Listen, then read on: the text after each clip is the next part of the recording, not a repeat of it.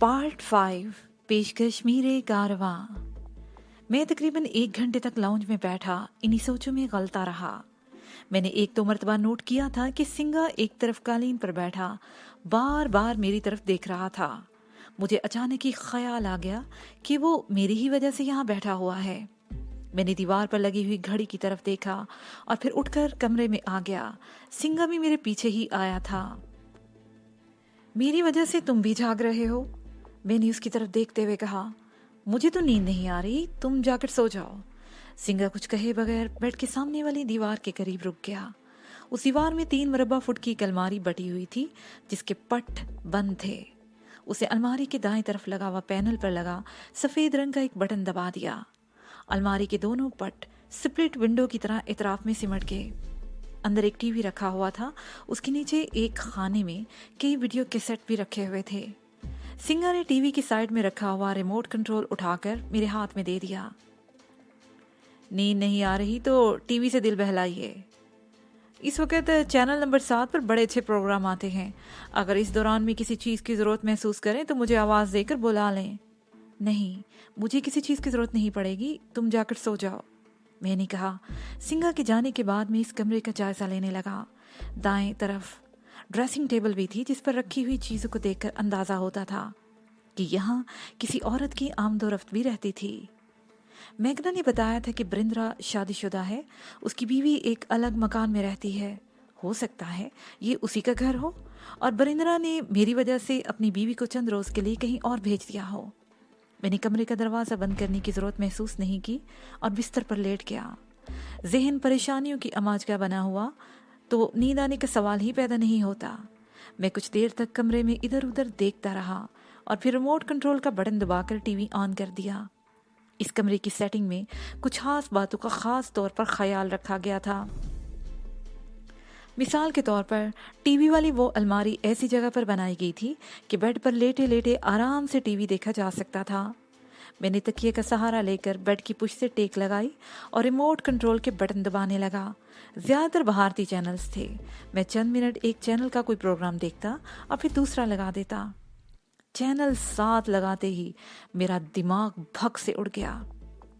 बहुत ही गंदा और बेहुदा प्रोग्राम था। ये भी इंडिया का ही कोई चैनल था। मैं पहले भी किसी जगह बता चुका हूँ कि बेहयाई और बेगैरती में इंडिया वाले यूरोप और अमेरिका को भी बहुत पीछे छोड़ गए थे और ये चैनल भी इनकी बेगैरती की अक्कासी कर रहा था। मैंने टीवी बंद कर दिया और सोचने लगा सिंगा ने मुझे ये दिलचस्प प्रोग्राम देखने का मशवरा क्यों दिया था। फिर खुद ही अपने सवाल का जवाब भी तलाश कर लिया। शायद उसने सोचा होगा कि मुझ जैसा जवान और तन्हा आदमी शायद इस किस्म की चीज़ों से दिल बहलाना पसंद करता हो। मैंने हर बेड स्विच ऑफ करके बत्ती बुझा दी और आंखें बंद करके सोने की कोशिश करने लगा। तीसरे दिन शाम के बाद नर्स मायामती मेरे सर की पट्टी तब्दील करने के लिए पहुंच गई। तुम्हें किसने यहाँ आने के लिए कहा था? मैंने पूछा। हम अपने मरीज का पीछा उस वक्त तक नहीं छोड़ते जब तक वो मुकम्मल तौर पर सेहतयाब ना हो जाए, मायामती ने मुस्कुराते हुए जवाब दिया। क्या तमाम मरीजों का इसी तरह पीछा किया जाता है? मैंने उसे घूरा। बिल्कुल नहीं। उसकी मुस्कुराहट गहरी हो गई। ये तो डिपेंड करता है। अच्छा आओ मेरे सामने बैठो, तुम्हारी ड्रेसिंग तब्दील कर दूं। मैं उसके सामने कुर्सी पर बैठ गया और वो मेरी पुश्त पर खड़े होकर पट्टी खोलने लगी। मेरा ख्याल है अब ड्रेसिंग की ज़रूरत तो नहीं, वो जख्म पर उंगली फेरते हुए बोली। जख्म तो ठीक हो गया है, अब सिर्फ एहतियात की ज़रूरत है। अगर ड्रेसिंग की ज़रूरत नहीं तो रहने दो, मैं सर के जख्म पर हाथ फेरते हुए कहा। अच्छा अब ये बताओ तुम्हारा आज शाम का क्या प्रोग्राम है? मैंने पूछा। मैं कई रोज़ से अस्पताल में रहा था और इस दौरान मायामती से अच्छी खासी बेतकल्फ़ी हो चुकी थी। मुझे ये भी मालूम हो चुका था कि वो खटमंडू से तकरीबन 100 किलोमीटर दूर सिद्धार्थ हाईवे पर वाक़या सीनकोसी नामी बाजार नामी एक छोटे से कस्बे की रहने वाली है। खटमंडू में वो अकेली ही रहती थी। यहाँ उसने एक फ्लैट किराए पर ले रखा था जिसमें उसके साथ एक और लड़की भी रहती थी जो किसी सरकारी ऑफिसर की सेक्रेटरी थी। क्या मतलब? मायावती के चेहरे पर नजर जमा दी। मतलब ये कि मैं बेजारी की हद तक बोर हो चुका हूँ, तन्हाई से घबराने लगा हूँ। मेरी ख्वाहिश है कि कम से कम आज की शाम तुम मेरा साथ दो। हम दोनों किसी होटल में बैठकर खाना खाएंगे और उसके बाद? उसने उलझी हुई नजरों से मेरी तरफ देखा।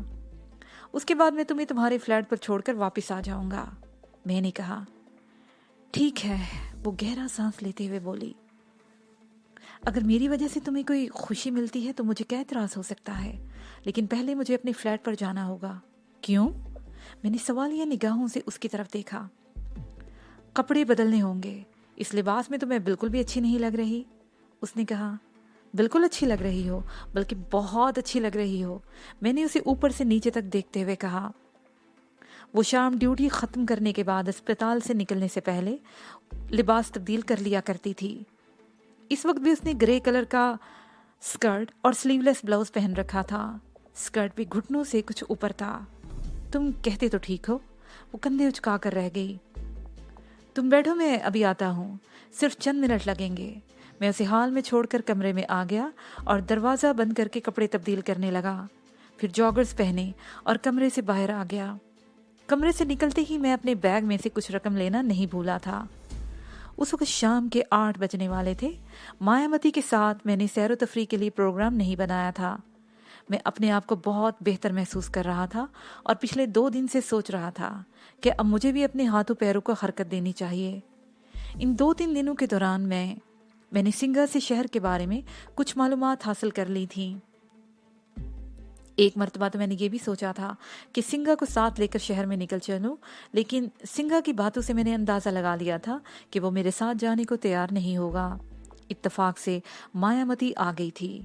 इसे डॉक्टर प्रभाकर ने मेरी ड्रेसिंग तब्दील करने के लिए भेजा था और डॉक्टर प्रभाकर को बरिंदा की तरफ से हदायत मिली थी कि वो मेरा ख्याल रखे। मैंने मायावती को देखकर ही बाहर जाने का प्रोग्राम बनाया था और मायावती थोड़ी सी हिचकिचाहट के बाद तैयार हो गई थी। हम बंगले से निकलकर कुछ दूर तक पैदल चलते रहे। फिर मैंने एक साइकिल रिक्शा रोक लिया। यूँ तो 1-2 खाली टैक्सियां भी हमारे करीब से गुजरी थी, लेकिन मैंने साइकिल रिक्शा को तरजीह दी थी।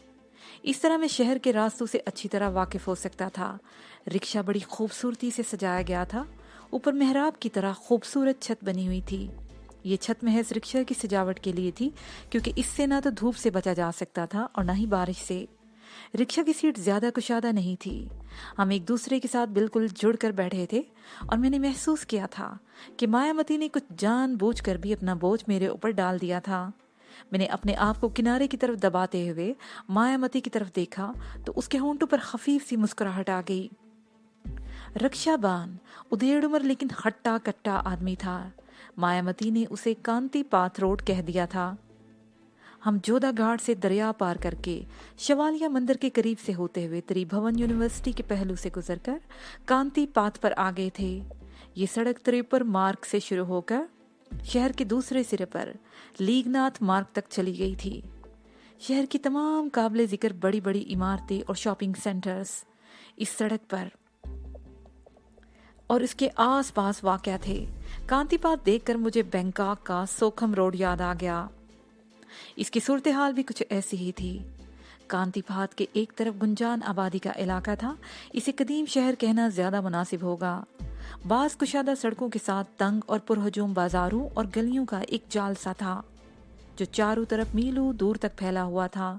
हिंदुओं के लातादाद मंदिर और बुद्ध इबादत गाहें भी इसी इलाके में वाक़या थीं। मायावती मुझे हर चीज के बारे में बता रही थी। ये जनरल पोस्ट ऑफिस है, ये मिलिट्री अस्पताल और ये बेरा अस्पताल। वो सामने रत्ना पार्क है और उसके साथ ही रानी पोखरी और सामने दाएं तरफ नेशनल थिएटर है। इससे जरा आगे चले जाएं तो कुमारी चौक है। मायावती सड़क पर उसके आसपास वाक़या बड़े बड़े होटलों की निशानदेही भी कर रही थी। पूरा शहर रोशनियों से जगमगा रहा था। माया ने रिक्शा नेशनल थिएटर से पहले बाएं तरफ आसन जमाल रोड पर मोड़वा लिया। अब हम गुंजान आबादी वाले इलाके में आ गए थे। मायावती एक एक चीज के बारे में बता रही थी और मैं इस तरह खुश हो रहा था जैसे पहली मर्तबा शहर की बत्तियां देखने के लिए आया हूँ, जबकि हकीकत ये थी कि मैं बड़ी तवज्जो से सड़कों के नाम और रास्ते ज़हन नशीन करता जा रहा था। चौक पर मायावती ने रिक्शा रखवा लिया। मैंने उतर कर किराया अदा किया और मायावती के साथ एक तरफ चलने लगा। यूं तो इस वक्त शहर के हर चौक, हर सड़क और हर मोड़ पर रौनक थी, लेकिन इस स्क्वायर की बात ही कुछ और थी। ये वो इलाका है जिसके बारे में कहा जाता है कि यहाँ कभी रात नहीं होती। हम गंगा पास से होते हुए फ्रैक स्ट्रीट पर आ गए। यहाँ चंद अच्छे रेस्टोरेंट थे, फास्ट फूड की बेशुमार दुकानें थी, खुराक भी ज़्यादातर मछली और बाज़ परिंदों का गोश्त इस्तेमाल होता था। इसके अलावा सब्जियों से भी तरह तरह की लजीज डिशें तैयार होती थी। मछली से भी कई तरह की डिशें तैयार होती थीं। और इस वक्त पूरे बाजार में तली हुई और कोयलों पर भूनी जाने वाली मछली की खुशबू फैली हुई थी। मायावती मेरा हाथ पकड़े एक रेस्टोरेंट में दाखिल हो गई। अच्छा, म्यारी और एयर कंडीशन रेस्टोरेंट था। बेशतर मेज़ें अगरचे भरी हुई थी, मगर शोर शराबा बिल्कुल नहीं था। हर मेज़ पर मर्दों के साथ कोई न कोई लड़की ज़रूर दिखाई दे रही थी। उनके लिबास भी ऐसे थे कि नज़रें बेख्तियार उस तरफ उठ जाती थीं। एक मेज़ खाली हुई तो हमने फ़ौरन उस पर कब्जा जमा लिया। इसके चंद सेकंड बाद ही सांवली रंगत वाली एक नौजवान वेट्रेस भी हमारे सर पर नाजिल हो गई। मायावती ने अपनी पसंद का ऑर्डर दे दिया। तकरीबन 15 मिनट बाद हमारी मेज़ पर खाना सर्व कर दिया गया। 2 किस्म की मछली थी और बगले का गोश्त, जो तिक्के की तरह कोयलों पर भुना गया था। मैंने बगले के गोश्त को तो हाथ नहीं लगाया, अलबत्ता मैं मछली पर हाथ साफ करता रहा। मछली वाकई बहुत लजीज थी और कई रोज़ तक अस्पताल का परहेजी खाना खाने के बाद पहली मर्तबा चटपटी चीज़ खाई थी, इसलिए मुझे बहुत अच्छी लग रही थी। हम अभी खाना खा ही रहे थे कि मैं अपने करीब एक नसवानी आवाज़ सुनकर चौंक गया। हेलो माया। हेलो रत्ना। मायावती ने सामने खड़ी हुई लड़की की तरफ देखते हुए कहा। मैंने भी इस लड़की की तरफ देखा। वो मायावती से किसी कदर कम उम्र थी, रंगत गोरी चिट्टी और चेहरे के नकोश भी दिलफरेब थे। सबसे ज़्यादा कशिश उसके फिगर में थी। उसने ब्लाउज भी ऐसा पहन रखा था कि सामने खड़ा शख्स किसी इजाफी कोशिश के बगैर निहायत ही आसानी से ब्लाउज के अंदर दूर तक झांक सकता था। रत्ना के सुर्ख होंठों पर पुरकशिश मुस्कुराहट थी। रत्ना अकेली नहीं थी, उसके साथ दरमियाने कद का एक आदमी भी था और उस आदमी की सूरत देखकर मेरे दिमाग पर सन्नाटा सा छा गया और शदीद सर्दी की एक लहर मेरी रीढ़ की हड्डी में दौड़ती चली गई। वो शख्स भी मेरी तरफ ही देख रहा था। मैंने फौरन ही अपनी कैफियत पर काबू पा लिया। मैंने इसे पहचान लिया था, लेकिन उसका नाम मुझे याद नहीं आ रहा था और वह बड़ी गहरी नज़रों से मेरी तरफ देख रहा था। मैंने अपने आप में झुरझुरी ली और अपनी नज़रें उसके चेहरे पर गाड़ दी। मेरे अंदर की सलाहियतें बदतरीज बेदार हो रही थी। मेरी वो कैफियत ख़त्म हो गई जिसने मुझे पिछले कई रोज़ से बकरी के बच्चे की तरह बुज़दिल बनाए रखा था। अब मैं बराह रास्त उस शख्स की आंखों में झांक रहा था। वो शख्स ज़्यादा देर तक मेरी नज़रों की ताब ना ला सका और पलके झपकते हुए वो दूसरी तरफ देखने लगा और फिर रत्ना का हाथ पकड़कर बोला, आओ मिस रत्ना, देर हो रही है। तुम भूल गई हो कि हमें 10 बजे एक जगह पहुंचना है। रत्ना ने चौंक कर उसकी तरफ देखा। उसने अपना बाजू छुड़ाने की कोशिश की, लेकिन मैंने देख लिया था कि उसका हाथ उस शख्स की गिरफ्त में था और उस शख्स की गिरफ्त बहुत मजबूत हो गई थी। हम यहाँ खाना खाने आए हैं मिस्टर सैमसंग। तुम्हें और कोई बात याद आ गई क्या? अब तुम्हें भूख नहीं लग रही? रत्ना ने कहते हुए मुस्कुराती हुई नजरों से उसकी तरफ देखा। मैं भूल गया था। सैमसंग नामी उस शख्स ने जवाब दिया, देर होगी तो कोई गड़बड़ हो जाएगी, खाना हम वहीं पर खा लेंगे। ठीक है चलो। रत्ना ने मायावती की तरफ देखकर हाथ हिलाया, फिर मेरी तरफ देखा और सैमसंग के साथ चल पड़ी। सैमसंग नाम से ही मेरे दिमाग में धमाके से होने लगे थे। अब मुझे याद आ गया था कि वो कौन था और मैंने इसे कब और कहाँ देखा था। गुजरे हुए वाकयात किसी फिल्म की तरह मेरी नजरों के सामने से गुजरते चले गए। मुझे चियांग सिंह के वो दिन अच्छी तरह याद थे जब मैं और सरदार थालोब गोल्डन ट्रायंगल के जनरल राठौड़ के साथ एक खौफनाक जंग लड़ रहे थे। इस जंग में सरदार थालोब के वफादार वांग डन के अलावा उसके कई आदमी मारे गए थे और जनरल खुराट के 1-2 आदमी भी पकड़े गए थे, लेकिन वो हमें धोखा देकर फरार हो गए थे और दारा वगैरह के साथ गोल्डन ट्रायंगल की तरफ निकल गए थे। ये सैमसंग भी उन्हीं में से एक था जो हमारी हिरासत से फरार हुए थे और मेरा ख्याल था, नहीं बल्कि यकीन है, कि उस वक्त सैमसंग ने भी मुझे पहचान लिया था, इसलिए उसने वहां से भाग लेने में ही आफियत समझी थी। मैं भी उसके पीछे जाना चाहता था, लेकिन मायामती की वजह से मैं ऐसा नहीं कर सका। मुझे ये इत्मीनान भी था कि रत्ना या मायामती की दोस्त थी और सैमसंग रत्ना के साथ था। बाद में किसी भी वक्त रत्ना से इसके बारे में पूछा जा सकता था। क्या बात है, कहाँ खो गए? मायावती ने कहते हुए मेरे चेहरे के सामने हाथ हिलाया तो मैं चौंक गया। ओह कुछ नहीं, मैंने संभल कर बैठते हुए कहा। मैं तुम्हारी इस दोस्त के बारे में सोच रहा था। क्या नाम है इसका? हाँ, रत्ना। क्यों, पसंद आ गई वो? मायावती ने मुस्कुरा कर मेरी तरफ देखा। बिल्कुल नहीं, मैंने जवाब दिया। वो तुमसे ज्यादा हसीन तो नहीं, उसकी तो सिर्फ चमड़ी गोड़ी है, जबकि तुम में और भी कई गुण हैं।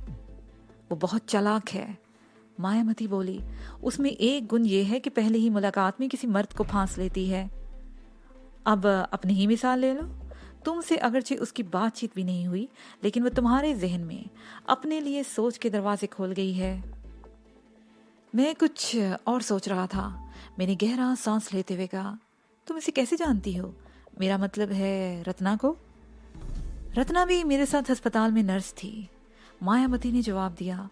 उसकी ड्यूटी ज्यादातर स्पेशल वार्ड और प्राइवेट रूम्स में होती थी, जहां वो दौलतमंद मरीज ही दाखिल होते थे। रत्ना को अस्पताल की सबसे बड़ी दौलतमंद नर्स समझा जाता था। उसके पास एक रेनॉल्ट गाड़ी भी थी। तुम समझ सकते हो कि उसके पास दौलत कहाँ से आती होगी। वो चंद लम्हों को खामोश हुई, फिर बात जारी रखते हुए कहने लगी। रत्ना के पास बहुत सारे दौलतमंद मरीज थे। उनमें से एक बहुत दौलतमंद मरीज को रत्ना ने फांस लिया और अस्पताल की नौकरी छोड़ दी। हमारा ख्याल था कि रत्ना इस दौलतमंद शख्स से शादी कर लेगी, लेकिन वो रईस इतना बेवकूफ नहीं था। सियासत में रह के कोई शख्स खुद बेवकूफ नहीं बनता, बल्कि दूसरों को बनाता है।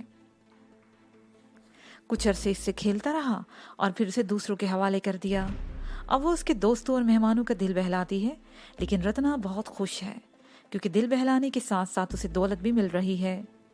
पिछले दिनों सुना कि उसने गोरखा में एक खूबसूरत घर खरीद लिया है। गोरखा कहाँ है? मैंने पूछा। यहाँ से तकरीबन 150 किलोमीटर शमाल में, मायावती ने जवाब दिया। खूबसूरत हिल स्टेशन है, वहाँ रॉयल पैलेस और किला भी है। नेपाल की रॉयल फैमिली गर्मियों में चंद हफ्ते वहाँ गुजारती है। रत्ना के दोस्त सियासतदान का क्या नाम है? मैंने एक और सवाल किया। नागपाल, मायावती ने जवाब दिया। उसने इंसानों के रूप में वाकई बहुत सारे नाग पाले हुए हैं। वो बहुत खतरनाक आदमी है। क्या वो असेंबली मेंबर भी है? मैंने पूछा। नहीं, लेकिन वो असेंबली के किसी मेंबर या मिनिस्टर से ज्यादा ताकतवर है, मायावती ने कहा। उसने अपने गिर्द बहुत ताकत जमा कर रखी है। तुम उसे नेपाल का बाल ठाकरे कह सकते हो। जब चाहे हंगामे करो, जब चाहे शहर बंद करवा देता है। पिछले दिनों जो हंगामे हुए थे, सुना है उसमें भी उसी का हाथ था। मगर तुम इस कदर कुरेद कुरेद कर क्यों पूछ रहे हो? मायावती ने मेरे चेहरे पर नजरें जमा दी। कुछ नहीं, यूं ही अपनी मालूमात में इजाफे के लिए, मैंने जवाब दिया और खाने की तरफ मुतवज्जा हो गया। मैं खाना कम खा रहा था और सोच ज्यादा रहा था। हकीकत यह है कि उस वक़्त मेरे दिमाग में झक्कड़ से चल रहे थे। जब हम भारत के सरहदी कस्बे से तंगपुर में थे, तो इंस्पेक्टर आजम खान ने बताया था कि खास गिरोह नेपाल में गड़बड़ फैलाने की कोशिश कर रहा है, ताकि नेपाल और भारत के ताल्लुकात में दरारें आ जाएं। हो सकता है जराइम पेशा लोगों का वो गिरोह इतना ज्यादा ताकतवर ना हो, लेकिन इसे त्रियाड की पुष्पनाही हासिल थी। त्रियाड अगरचे हांगकांग की माफिया तंजीम थी, जिसे इस वक्त दुनिया की सबसे खौफनाक तंजीम समझा जाता था, और मैं जानता था कि त्रियाड को जनरल खोराड जैसे खतरनाक तरीन लोगों की पुष्पनाही हासिल थी। इंस्पेक्टर आजम खान के कहने के मुताबिक त्रियाड नेपाल में इस जराइम पेशा गिरोह की पुष्पनाही करके नेपाल की असेंबली में अपने आदमी पहुंचाना चाहती है, ताकि नेपाल के शिमाल मगरबी इलाकों तक इसकी रसाई हो सके, जहां दुनिया की बेहतरीन अफीम पैदा होती है। उसके साथ ही हिंदुस्तान के वो इलाके भी मिलते थे जो पोस्त की पैदावार के लिए दुनिया भर में शोहरत रखते हैं। और अब सैमसंग को यहाँ देखकर इंस्पेक्टर आजम खान के ख्यालात की तस्दीक हो रही थी। सैमसंग यकीनन अकेला नहीं होगा, उसके कुछ और साथी भी यहाँ मौजूद होंगे, लेकिन सैमसंग मुझे देखते ही खिसक गया था। इत्तेफाक से सैमसंग का ताल्लुक भी ऐसे आदमी से था जिसे नेपाल की सियासत में ट्रबल मेकर कहा जाता था। मायावती ने नागपाल के बारे में जो कुछ भी बताया था उसके बारे में तो ऐसी राय कायम की जा सकती थी। मैंने सैमसंग के बारे में मालूमात हासिल करने का फैसला कर लिया और फिर वक्त मेरी नज़रों में रत्ना ही एक ऐसी हस्ती थी जो उसके बारे में कुछ बता सकती थी, और फौरी तौर पर रत्ना के बारे में मजीद कोई सवाल करना मायावती को शक में मुब्तला कर सकता था। उसके साथ ही मैं देशमुख के बारे में भी सोच रहा था। वही तो मेरा असल मिशन था, उसे मैं कैसे भूल सकता था। देशमुख रवि की पनाह में था और वो दोनों रोपोश थे। पुलिस उनका कोई सुराग नहीं लगा सकी थी, लेकिन मैंने उन्हें तलाश करने का फैसला कर लिया था और मुझे यकीन था कि रत्ना ही से मैं रवि के बारे में कुछ मालूमात हासिल कर सकूंगा। रेस्टोरेंट से निकलकर हम टहलते हुए इंदिरा चौक की तरफ आ गए। 10 बजने वाले थे, लेकिन सारी दुकानें सजी हुई थी और खुली हुई थी। दुकानों के सामने हाकरों ने भी डेरे जमा रखे थे। फुटपाथ और सड़क का बेशतर हिस्सा तो इन हाकरों ने कब्जा जमा रखा था। मैं एक हाकर के कैबिन के पास रुक गया। आर्टिफिशियल ज्वेलरी सजी हुई थी। मैंने एक खूबसूरत सा सेट खरीद कर मायावती को दिया तो वो खिल उठी। अपने हाथ से बांध दो, उसने मुस्कुराते हुए कलाई आगे कर दी। मैंने रिस्ट बैंड उसकी कलाई पर बांध दिया और किस्मत अगरचे ज्यादा दूर नहीं थी। इसकी कीमत अगरचे ज्यादा नहीं थी, लेकिन माया इस तोहफे पर बहुत खुश हुई। हम कील टोल की तरफ जाना चाहते थे, लेकिन आगे रास्ता बंद था। 2-3 ट्रॉलियां इस तरह फंस गई थी कि पीछे ट्रैफिक जैम हो गया और एक कार फुटपाथ पर चढ़ गई, जिससे पैदल चलने वालों का रास्ता भी बंद हो गया था। इस तरफ से आओ, इस गली से निकल चलते हैं। मायावती मुझे हाथ से पकड़कर एक तरफ खींचने लगी। बाजार के अकब में आकाश मंदिर वाली गली में चले गए थे हम दोनों। इस मंदिर का मरकजी दरवाजा दूसरी तरफ वाक़या पिछली तरफ एक तंग सी सुनसान गली में खुलता था। गली इस वक्त सुनसान पड़ी थी, अंधेरा था। सामने मोड़ पर मध्यम रोशनी का बल्ब जल रहा था, लेकिन रोशनी यहाँ तक नहीं पहुंच रही थी। मायावती एक अंधेरे में किसी चीज से ठोकर खाकर गिरते गिरते बची। सामने गली का मोड़ तकरीबन 50 गज के फासले पर था। दूसरी तरफ भी एक आदमी गली में आ रहा था। हमारे पीछे कदमों की आवाज सुनाई दे रही थी। मैंने मुड़कर देखा तो एक औरत और एक मर्द तकरीबन 15 गज के फासले पर पीछे भी आ रहे थे। गालबन ये लोग भी हमारी तरह उस रश से बचने के लिए इस तरफ आ गए थे। मैं मायावती से बातें करता हुआ चलता रहा। मायावती ने मेरा हाथ पकड़ रखा था और मेरे साथ चिपकी हुई चल रही थी। सामने से आने वाला आदमी हमारे करीब पहुंच गया। वो गली के ऐन वस्त में चल रहा था। वो मजीद करीब पहुंचा तो मायावती को हटाते हुए मैंने एक तरफ हटना चाहा तो मुझ पर तो जैसे गोया क़यामत टूट पड़ी। करीब पहुंचते ही उस शख्स ने अचानक मुझ पर एक जोरदार घूंसा मार दिया। मुझे लगा जैसे मेरे नाक पर किसी वजनी हथौड़े से जोरदार जरब लगाई गई हो। मेरा दिमाग झंझना उठा। आंखों के सामने नीली पीली चिंगारियां सी रक्स करने लगी। मैं लड़खड़ा कर रह गया। मायावती भी चीखते हुए नीचे गिर गई थी। इससे पहले कि मैं समझ सकता, पीछे से आने वाले आदमी ने मेरी गर्दन पर जोरदार घोंसा रसीद कर दिया। मैं कराहते हुए आगे को गिरने लगा कि सामने वाले शख्स ने जोरदार ठोकर लगा दी। ठोकर मेरे सीने पर लगी। मेरे मुंह से चीख निकल गई। मैं उछलकर सीधा हुआ तो दूसरे आदमी ने एक और मुक्का रसीद कर दिया। मैं संभलने की कोशिश कर रहा था, लेकिन इन दोनों ने मुझे छाप लिया था। इनके घूंसों और लातों ने मुझे संभलने का मौका नहीं मिल रहा था। इसके साथ ही मुझे मायावती की चीहों की आवाज भी सुनाई दे रही थी। हमारे अकब से आने वाली आवाज उस साथी औरत की थी। वो औरत मायावती की धुनाई कर रही थी। अब मुझे सूरत हाल का अंदाजा लगाने में दुश्वारी पेश नहीं आई थी। तकरीबन 1 घंटा पहले रेस्टोरेंट में सैमसंग से सामना हुआ था। उसके साथ मायावती की जानकार एक औरत रत्ना थी, जो उसकी साबका दोस्त थी। सैमसंग फौरन ही वहां से खिसक गया था और उसने रत्ना से कहीं और पहुंचने का बहाना किया था। लेकिन अब बात मेरी समझ में आ गई थी। कहीं जाने की बजाय वो हमारा ताकुब कर रहा था और वो रेस्टोरेंट के आसपास ही कहीं मौजूद रहा था।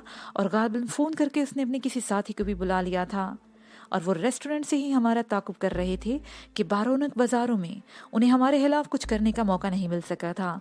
लेकिन इस सुनसान और तारीक गली में उन्होंने हमें घेर लिया था। अंधेरे में उनके चेहरे नजर नहीं आ रहे थे, लेकिन इन दोनों में से तो एक सैमसंग ही था और वो औरत यकीनन रत्ना थी, जो मायावती की पिटाई कर रही थी। कुछ देर तो मैं उनसे पिटता रहा, लेकिन फिर मुझे मौका मिल गया। मेरे पैर की ठोकर के सामने एक आदमी की पिंडली की हड्डी पर लगी थी। वो कराहते हुए एक टांग पर नाच कर रह गया। मैंने उसे संभलने का मौका दिए बगैर उसके मुंह पर जोरदार पंच रसीद कर दिया और उसके साथ ही बड़ी तेजी से पीछे पलट गया। दूसरा आदमी मुझे किक लगाने की कोशिश कर रहा था। मैंने उसका पैर पकड़कर पीछे की तरफ उसे पलटा दिया। वो लड़खड़ा कर गिरा और जब उठने की कोशिश करने लगा तो मेरी किक उसकी पसलियों पर पड़ी और वो चीख उठा। फिर मैंने उनमें से किसी को संभलने का मौका नहीं दिया। मैं वो हरबा इस्तेमाल कर रहा था जिसकी इस वक्त जरूरत थी। एक को किक, दूसरे को पंच, फिर मेरी एक किक रत्ना को भी लगी जो मायामती को रगेद रही थी। वो चीखते हुए दूसरी तरफ उलट गई। सैमसंग ने चाकू निकाल लिया। चाकू खुलने की करर की आवाज सुनते ही मैं उसकी तरफ मुतवज्जा हुआ था। वो अर्नब भैंसे की तरह टकराते हुए मेरी तरफ लपका। मैं अपनी जगह पर खड़े खड़े उछला। मेरी फ्लाइंग किक उसकी पेशानी पर लगी। वो बिलबिलाते हुए पीछे उलट गया। चाकू भी उसके हाथ से निकलकर हवा में उड़ते हुए दूर जा गिरा था। फ्लाइंग किक लगाने के बाद मैं भी नीचे गिरा था, लेकिन फौरन ही संभल गया। दूसरा आदमी इस दौरान मुझ पर हमलावर हो चुका था। मैंने उसे हाथों पर संभाल कर दूर उछाल दिया और उस पर छलांग लगा दी। मैं उसके सीने पर सवार उसका गला दबोचने की कोशिश कर रहा था कि एक चीखती हुई आवाज सुनाई दी, हिम्मत सिंह बचो। ये मायावती की आवाज थी। मैंने 1 सेकंड के 1000वें हिस्से में उस आवाज में पोशीदा हदायत पर अमल किया और अपने हरीफ को छोड़कर एक तरफ लौट लगा दी और उसी लम्हे जमीन पर पड़े हुए मेरे हरीफ की खौफनाक चीख गूंज उठी। सैमसंग चाकू से मुझ पर हमलावर हुआ था। मायावती ने बर वक्त मुझे खबरदार कर दिया। मैं तो एक तरफ लोट लगाकर चाकू की जद में आने से बच गया, लेकिन सैमसंग का चाकू जमीन पर पड़े हुए मेरे हरीफ के सीने में दस्ते तक पेवस्त हो चुका था। सैमसंग बदहवास हो गया। वो चाकू उसके सीने में पेवस्त छोड़कर सीधा हो गया। उसी वक्त मैंने संभल कर उसे जोरदार फ्रंट किक लगा दी। वो चीखते हुए जमीन पर गिरा। मेरा ख्याल था कि वो उठकर मुझ पर हमला करेगा, लेकिन वो हमला करने की बजाय उठकर एक तरफ भाग खड़ा हुआ। रत्ना ने भी उसके पीछे दौड़ लगा दी।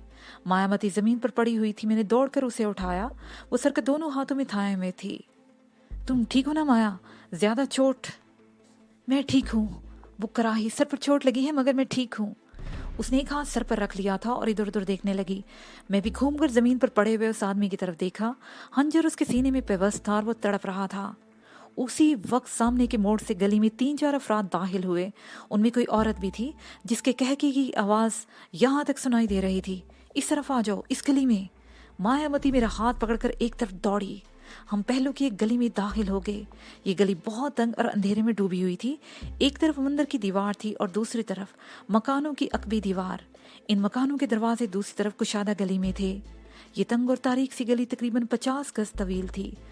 हम अभी निस रास्ता ही तय कर पाए थे कि अकब से एक खौफनाक नस्वानी चीख सुनाई थी। दूसरी गली में आने वालों ने गली में पड़े हुए उस शख्स को देख लिया था जिसके सीने में चाकू पेवस्त था। मैं मायावती का हाथ पकड़कर दौड़ने लगा। हम एक कुशादा गली में निकल आए। यहाँ कदरे रोशनी थी और कुछ लोगों की आमदोरफ्त भी थी। मैंने मायावती की तरफ देखा। रत्ना से धींगा मुश्ती में उसका ब्लाउज फट गया था और बाल उलझे हुए थे। मेरी कमीज के बटन भी टूट गए थे। गरेबान नीचे तक खुला हुआ था, बाल भी बिखरे हुए थे। हम दोनों के ये हुलिये हमें लोगों की नजरों में मशकूक बना सकते थे। मायावती एक तरफ चलती रही, मैं भी उसके साथ था। हम गलियों ही गलियों में चलते हुए गीला कैसल के मेन रोड पर निकल आए। इस तरफ दुकानें भी इक्का दुक्का ही थी और ज्यादा लोगों की आमदोरफ्त भी नहीं थी। मायावती बार बार अपने जिस्म के मुख्तलिफ हिस्सों को सहला रही थी। मेरा ख्याल था रत्ना ने इसकी अच्छी हासिल ठुकाई कर दी थी। मायावती ने एक खाली टैक्सी रोक ली। हम पिछली सीट पर बैठे तो ड्राइवर ने गर्दन घुमाकर मुश्तबा निगाहों से हमारी तरफ देखा। मायावती ने ड्राइवर को बाजार कहकर सीट की पुश से टेक लगा ली। टैक्सी कील टूल और आसन टूल के इलाकों से होती हुई कांति भात अबूर करके रत्ना पार के साथ बाग बाजार की तरफ जाने वाली सड़क पर मुड़ गई। लियो होटल से जरा आगे निकलकर मायावती ने टैक्सी रुकवा ली। मैंने मीटर देकर किराया अदा किया और हम दोनों पैदल होटल की तरफ चलने लगे। वो टैक्सी आगे जाकर बाईं तरफ मुड़ गई थी। मायावती ने एक और टैक्सी रुकवा ली। इस टैक्सी के जरिए हम रमशा पाथ पर आ गए और फिर एक साइकिल रिक्शा पर बैठकर काली का अस्थान नामी इलाके में पहुंच गए। ये रहायशी इलाका था। यहाँ बड़े बड़े बंगले भी थे और छोटे मकान भी। रिक्शा छोड़कर हम काफी देर तक पैदल चलते रहे और बिलाहिर एक मकान के सामने रुक गए। ये मकान दूसरे मकानों से कदरे अलग थलग था। मकान तरीकी में डूबा हुआ था और गेट पर ताला लगा हुआ था। दीवार से कूदकर अंदर से छोटे दरवाजे का कुंडा खोल दो, मायावती ने मेरी तरफ देखते हुए कहा। क्या मतलब? मैंने उसे घूरा। ये किसका मकान है, और अगर हम चोरी के इल्ज़ाम में धर लिए गए तो कोई कुछ नहीं कहेगा। मायावती ने मेरी बात काट दी। मैंने इधर उधर देखा। गली काफ़ी कुशादा थी। इस वक्त 11:30 का वक्त हो गया। इत्तेफाक से उस वक्त गली में कोई नहीं था। मैं उछक कर दीवार पर चढ़ा और दूसरी तरफ कूदकर छोटे दरवाजे का कुंडा खोल दिया। मायावती ने अंदर दाखिल होकर दरवाज़ा बंद कर दिया और मुझे इशारा करते हुए बरामदे की तरफ चलने लगी। बरामदे में पहुंचकर मायावती एक दीवार को टटोलने लगी और फिर छन की आवाज़ सुनाई दी। कोई चीज़ नीचे गिरी थी। मायावती के साथ मैं भी झुककर फर्श को टटोलने लगा और फिर चाबियों का गुच्छा मेरे हाथ में आ गया जो ऊपर से गिरा था। मैंने गुच्छा मायावती के हवाले कर दिया। मायावती ने बरामदे वाला दरवाज़ा खोला और अंदर दाखिल हो गई। बत्ती जला दी और फिर आगे बढ़कर दूसरी बत्तियां भी जलाती चली गई। वो जिस तरह इस मकान में घूम फिर रही थी उससे मुझे अंदाज़ा लगाने में दुश्वारी पेश नहीं आई कि ये मकान और उसकी कोई भी चीज़ उसके लिए अजनबी नहीं थी। आओ ना, यहाँ क्यों रुक गए हो? उसने बरामदे में देखते हुए मुझे कहा और फिर दरवाज़ा अंदर से बंद कर दिया। ये मकान अपना ही है। उसने मेरी बात काट दी। उसके होंठों पर हफीफ सी मुस्कुराहट आ गई थी। ये मकान मेरे ताऊ का है। वो कुछ अर्से पहले यही रहते थे, फिर गांव चले गए। मैं सिर्फ वीकेंड पर यहाँ आ जाती हूँ। 1-2 दिन बड़े सुकून से गुजर जाते हैं। ये मकान 2 बेडरूम्स और एक मुख्तसर से लाउंज पर मुश्तमिल था। मुनासिब फर्नीचर भी था और किचन में भी ज़रूरत की हर चीज़ मौजूद थी। मायावती मुझे एक कमरे में ले आई। यहाँ बेड पर कुछ किताबें और कुछ कपड़े बिखरे हुए थे। एक तरफ ड्रेसिंग टेबल भी मौजूद थी जिस पर ज़रूरत की चीज़ें रखी हुई थी। मायावती ड्रेसिंग टेबल के आईने में अपना जायज़ा लेने लगी। मैं भी उसके करीब पहुँच गया। इसके साथ ही ये पार्ट अपने इख्तिताम को पहुँचा।